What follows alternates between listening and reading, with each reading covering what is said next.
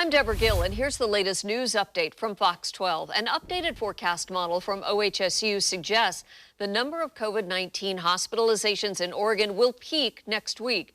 Salem Health has the highest number of patients. The hospital has hired an additional 150 nursing staff members and expects 160 National Guard members to arrive next week. The forecast model shows hospitalizations dropping off after Labor Day.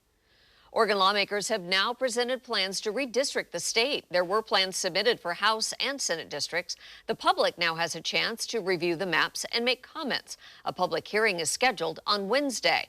Because of population growth, Oregon is actually getting a 6th seat in the House.